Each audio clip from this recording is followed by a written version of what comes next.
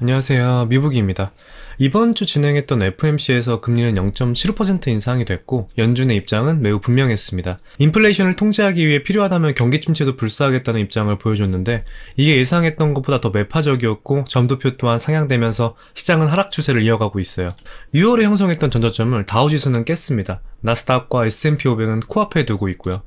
그래서 오늘은 앞으로 이 하락 추세가 얼마나 이어질지 매크로 환경과 차트 분석을 통해 말씀드리려고 합니다.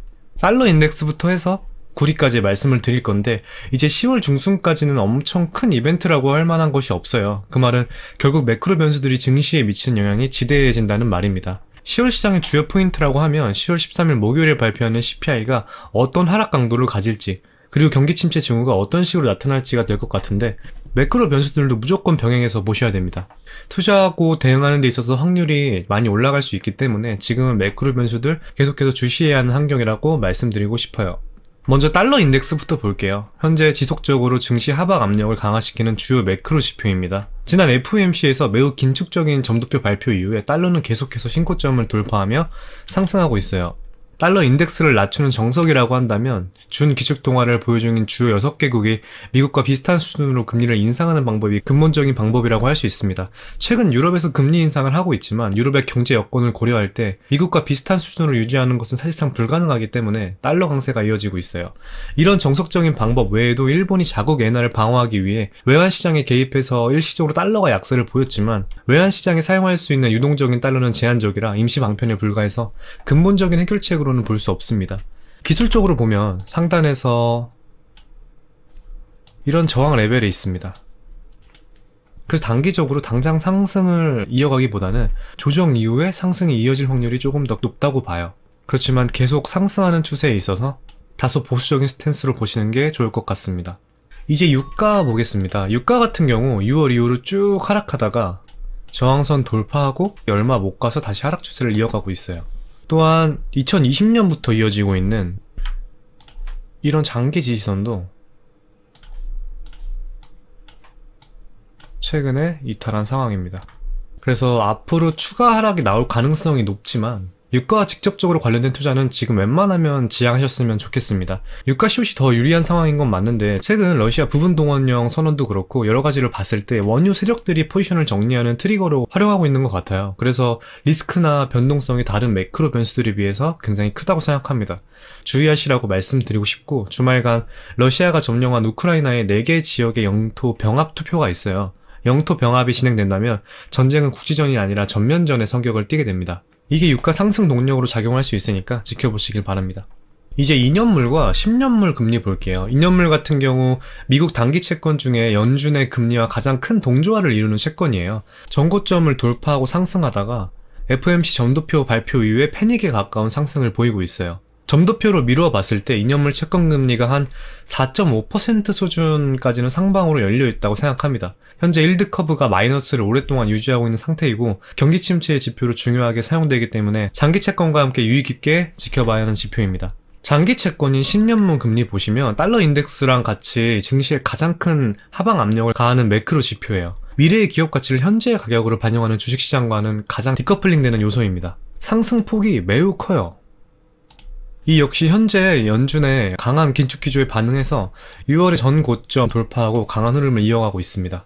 다만 최근의 강한 상승에는 일본의 국채 매도로 의심되는 정황이 있어요. 일본이 지속적으로 엔화 가치 방어를 위해 외환시장에 개입한다면 추가적인 국채 매도로 인한 10년물 금리 상승과 변동성 확대도 염두에 둬야 할 것 같습니다. 빅스 지수 간단하게 말씀드리면 이런 상승하는 추세에서 움직이고 있어요. 그리고 곧 이러한 삼각수렴 패턴이 보입니다. 이런 삼각 패턴이고요. 여기 뚫으면 방향성은 상승으로 시장의 공포와 변동성이 추가로 확대될 수 있고요. 반대로 여기 이렇게 내려오게 된다면 증시가 안정화가 되고 있다고 보시면 돼요. 조만간 방향성 나오니까 지켜보시길 바랍니다. 마지막으로 구리 보여드릴게요. 구리는 반도체 관련해서 투자하신다면 무조건 봐야 하는 지표라고 말씀드렸고 제가 저번 주에 이런 삼각수렴 말씀드렸어요. 어제 장에서 깼습니다. 그래서 전저점 레벨까지는 열려있다고 보시는 게 맞아요. 지금부터 대략 한 4%, 5% 정도이고 여기서 지지해 주는지를 중점적으로 보셔야 돼요.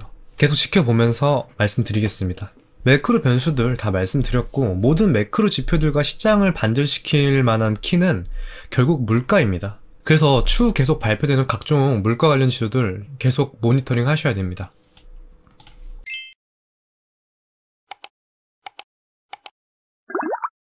이제 지수 차트 한번 볼게요. 반도체, 그러니까 SOXX도 QQQ와 흐름 자체는 거의 동일해서 QQQ로 설명드리겠습니다. 지금 가장 크게 봐야 할 것은 이 6월 전저점을 깨고 새로운 저점을 형성하는지 아니면 반등하는지 그거를 보셔야 됩니다. 솔직하게 말씀드릴게요. 저는 5대5로 보고 있어요. 그래서 숏 포지션 분할 매도 진행하고 있습니다. 방향성 보고 다시 포지셔닝 할 계획이에요. 지금 시장 반전의 계기가 부족한 건 맞아요. 정말 시장 불안정하고 악재밖에 없습니다. 그런데도 이 전저점이 주는 의미가 굉장히 크기 때문에 쉽사리 추가 하방을 논하기도 어렵다고 생각해요.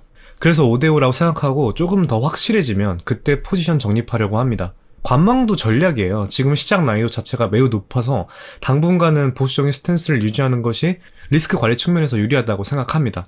전저점 레벨을 깨면 이런 계단식 하락이 이어질 수 있다고 봐요. 하방으로 많이 열려 있습니다. 이런 최저점을 맞추는 건 절대 불가능하다고 보시면 돼요. 지금은 욕심부릴 만한 시장이 아니에요. 아까 말씀드린 주요 매크로 변수들과 시장 이벤트들 보면서 큰 흐름 먼저 잡고 차트 보면서 매수, 매도 타점 잡으면서 대응하는 것이 중요해요. 10월에 발표하는 CPI가 7%대로 안정적으로 진입하고 기업 실적이 어느 정도 선방한다면 시장은 하락을 멈추고 반등할 거예요. 만약 전저점을 깨지 않고 반등하게 된다면 1차적으로는 이 저항 라인 테스트할 겁니다.